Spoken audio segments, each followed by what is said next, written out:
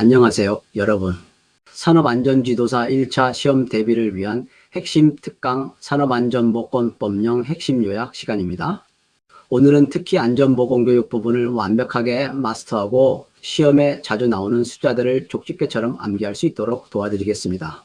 합격을 위해 꼭 필요한 내용이니 집중해서 잘 따라와 주세요. 본격적인 내용에 앞서 오늘 다룰 안전보건교육이 얼마나 중요한지 말씀드릴게요. 역대 기출문제를 분석한 결과 이 주제는 최다 빈출 사유에 해당하는 테마입니다. 2013년부터 2025년까지 매년 2 내지 3문제씩 꾸준히 출제되고 있죠. 합격을 위해서는 복잡해 보이는 교육시간과 면제 조건을 정확히 암기하는 것이 핵심입니다. 이 부분에서 점수를 꼭 확보하셔야 합니다. 우리가 오늘 함께 공부할 안전보건교육의 3가지 큰 줄기를 먼저 살펴보겠습니다. 첫째는 근로자 및 관리감독자 교육으로 여기서 중요한 건 교육시간 암기입니다. 둘째는 건설업 기초안전보건교육으로 이수 면제 조건이 자주 출제됩니다.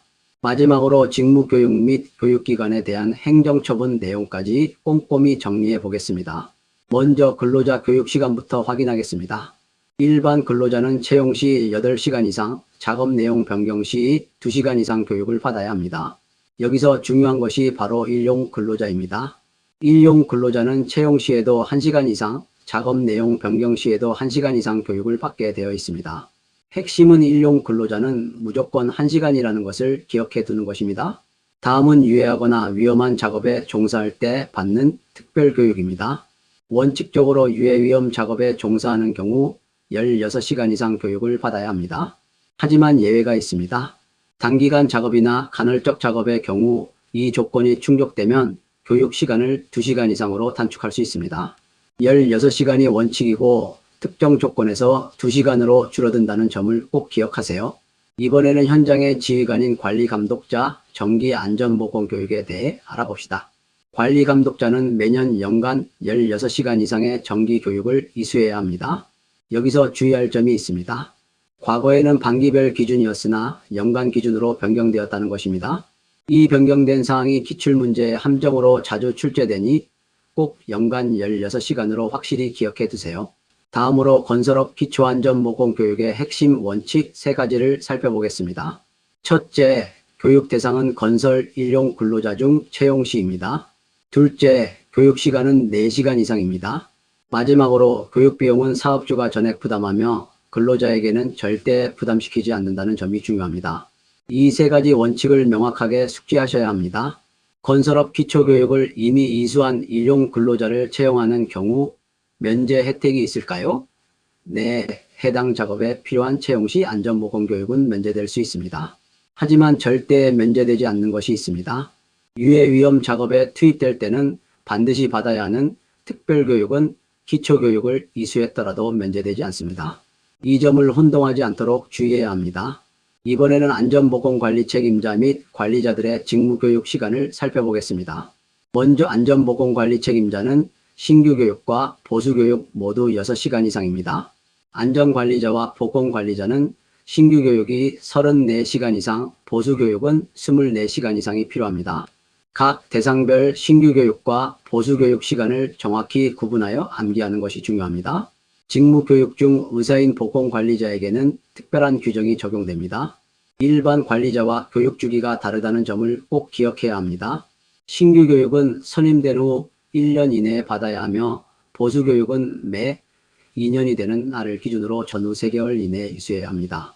또한 고시된 안전보건교육을 이미 이수했다면 신규교육이 면제될 수 있습니다. 사업장에서 자체적으로 안전보건교육을 실시할 때 누가 강사가 될 수 있을까요? 안전보건관리 책임자, 관리감독자, 안전관리자, 보건관리자, 안전보건관리 담당자는 자체 교육 강사 자격이 있습니다. 특히 산업보건의도 강사로 활동할 수 있다는 점이 기출 함정으로 자주 나옵니다. 만약 자체적으로 강사를 확보하기 어렵다면 고용노동부에 등록된 안전보건교육기관에 위탁할 수 있습니다. 다음은 위탁교육기관에 대한 행정처분, 특히 지정등록 취소에 관한 내용입니다. 다음 2가지 경우에는 교육기관의 등록이 반드시 취소됩니다.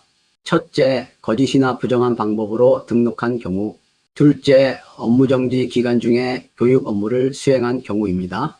등록이 취소되면 3년 이내에는 다시 등록할 수 없으니 매우 엄격한 처분이라고 할 수 있습니다. 자, 이제 시험에 자주 나오는 함정들을 돌파해 보겠습니다. 첫 번째 함정은 교육 면제와 관련된 질문입니다.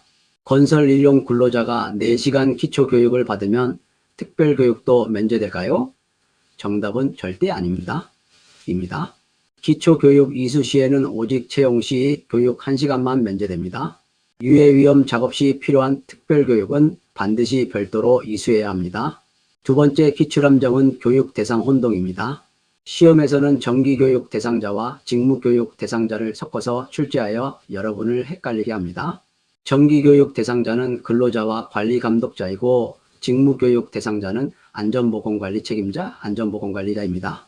여기서 중요한 점은 관리감독자는 직무교육 대상이 아니라 연간 16시간 정기교육 대상이라는 것을 명심하셔야 합니다. 시험장 가기 전 이 숫자들만은 꼭 기억하고 가세요. 일반 근로자 채용 시 교육은 8시간, 일용 근로자 채용 시는 1시간입니다. 특별교육은 16시간이 원칙이지만 단기 작업 시 2시간으로 줄어듭니다. 관리감독자 정기교육은 연간 16시간이며 건설업 기초교육은 4시간이지만 면제는 채용 시에만 해당됩니다. 여러분의 합격을 진심으로 응원합니다.